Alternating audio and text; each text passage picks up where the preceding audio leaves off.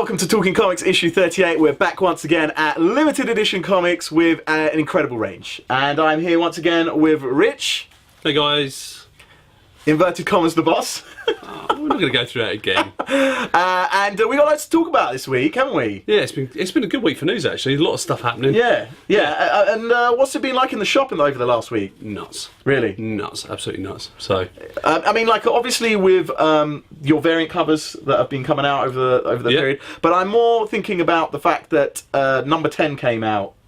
Of Brian Michael Bendis's Age of Ultron, yeah, and cool. The polybagged event. Yep. And there's some big surprises in there. There was, and we can talk about them, can't we? But you're going to put a spoiler thing. I'll put a spoiler, and we'll talk about them in a minute, actually. Okay. We'll talk about it in a minute. For those people that don't know, cheers, Nubel, it looked like this. So this was the polybag. You couldn't see what was going on the front cover. And in fact, there's one over there unwrapped for us for later. But I think it's time for the news. Let's go. So let's start. Yeah. Walking Dead 111. Yeah, UK shops didn't get them. No, we're in walkabouts. What happened? Diamond lost consignment. So it's. What is it in the shipment? I mean, it's going to arrive, I think, next week to UK shops. So the people who didn't get it, they're going to get it next week. So, right. So how late is that? It'll be 3 weeks because Diamond have just announced that they're going to ship 112 a week early to UK retailers to make sure that they're happy. Does that mean that people will be able to get 111 and 112 within 2 weeks, basically? Within the same week, I think. It was within the same week, so they're going to catch right up with everybody else. Double dose of Walking Dead. Okay, which is good. Not the end of the world then. No. Did you get that? Well, okay. I think the next thing we've got to do is move on to Jim Carrey, who's decided that he feels that Kick-Ass 2 was way too violent, and he can no longer support the movie that he's just filmed himself in. It's finished filming. They're in the editing stage. It's done. No, it's coming out in August, exactly, yeah. So they're already done. They're good to go. But all the promotion, all of the advertisement, all the interviews that he's got to do, the red carpet walks, I assume he's not going to be there.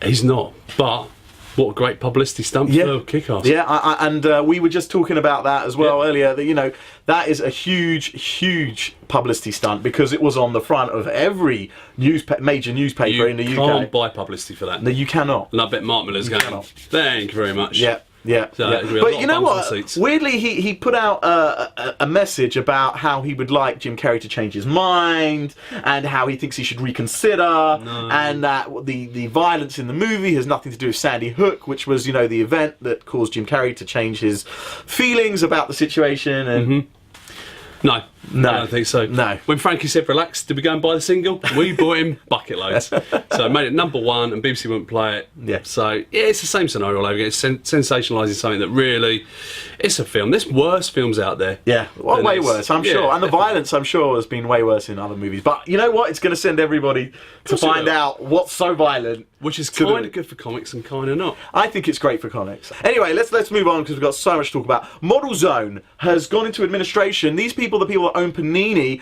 which means that there is a possibility that Panini is up for sale. Yeah. Would you buy it? A Panini? $1 million, by the way. €1 million, apologies. Cappuccino and a Panini is always good. Definitely.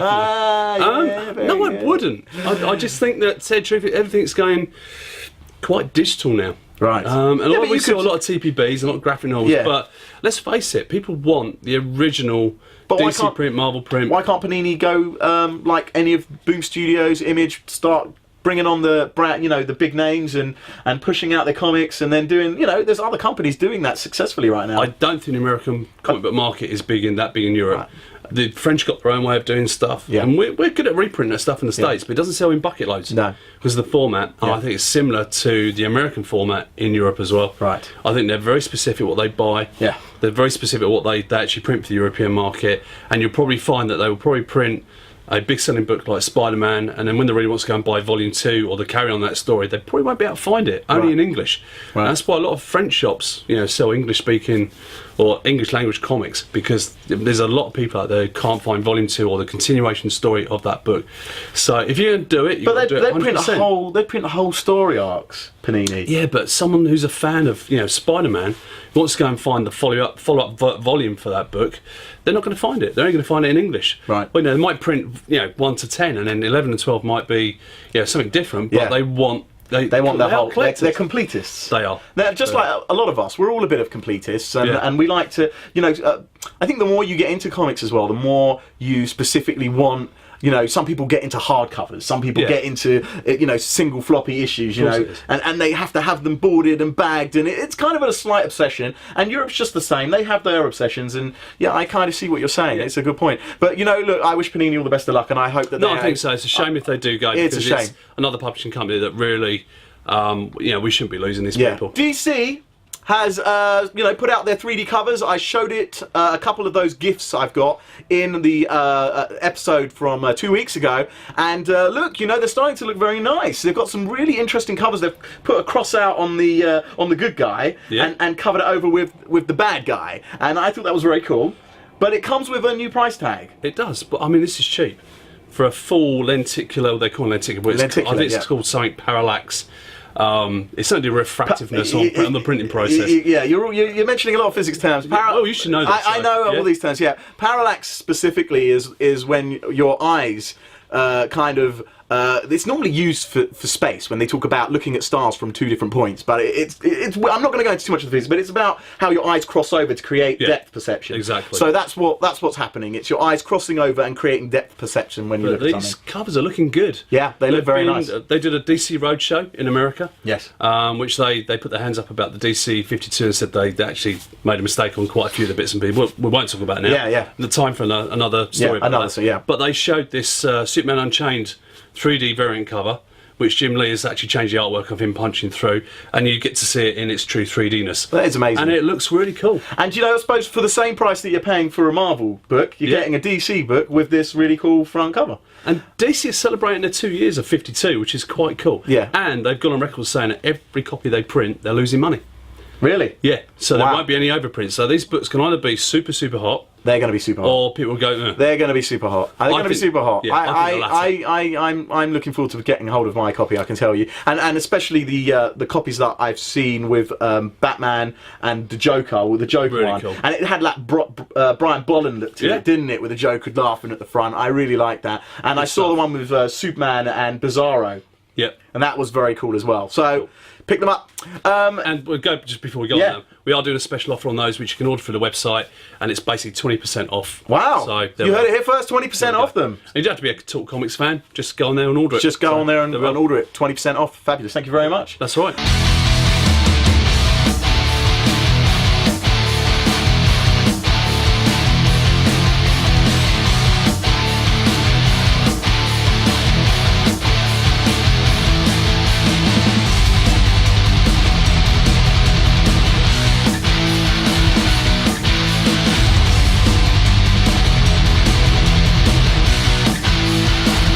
I suppose we have to talk about Superman the movie. I've had quite a few messages from people to review Superman the movie.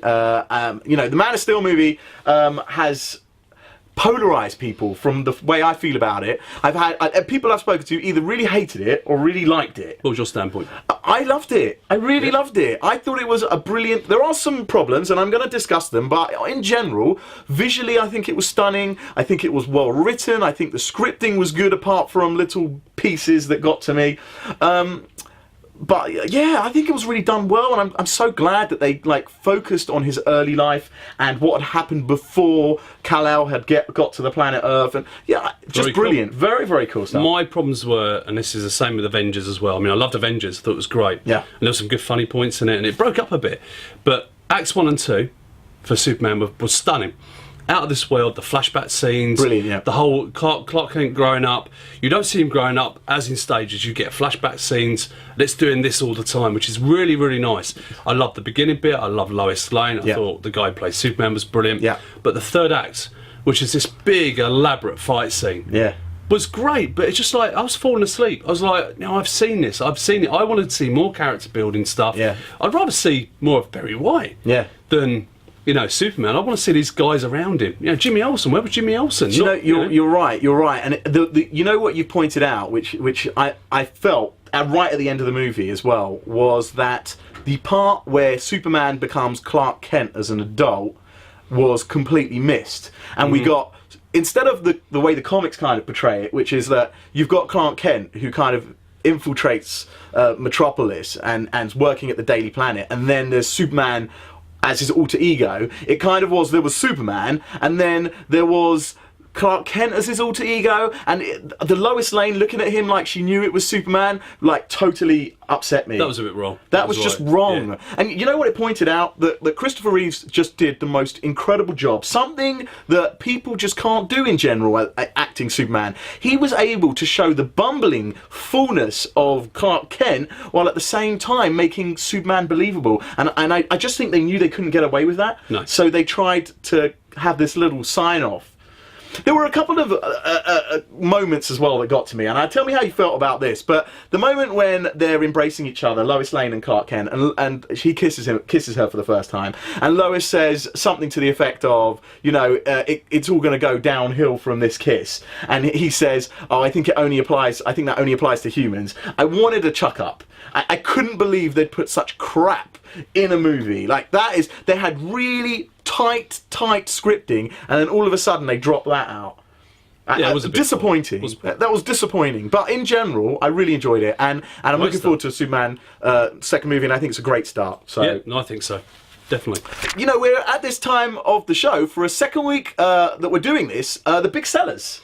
Yeah, it's been some good stuff last couple of weeks. We're going to do this week's stuff. Yeah. So, okay. I'll be your holder. The best till last, I think. You can give me your comic to hold up. Okay, go on, you tell me. I'll go for X-Men 2. X-Men 2? If you want to read an X-Men book that takes you back to the 90s, and let's face it, there's no guys in this, it's all girls. Right. This is the book. Loving it. Really good. And is this working off the back of the first book, I assume, which was a success? Yeah, massive success. Really? So I think if you're going to buy an X-Men book, probably that and All-Star or new X-Men, these are the books to buy. They are great, really good. Lovely interior artwork. I'm loving the cover on here as well, because that's a very interesting cover with the baby. Very cool. So, yeah, big one. Big seller for us. All right. Next one. Nova. Oh, can't wait to read this tonight. I sat down and read 1, 2 and 3 in one big sitting, and it's great. You actually want to read more. You sort of think, come on, another 10 pages. Come on, let's have some more. It's brilliant. And Jeff Loeb's doing a great job. I just hope this one's going to be as good. Do you know what? I don't read the floppies. I'm a trade person. It's been well documented in the previous. Ooh, hiss. I know. But the one floppy there's two floppies that I've been reading: Age of Ultron and Nova. And the Nova comics that I've read have been absolutely mind-bogglingly good.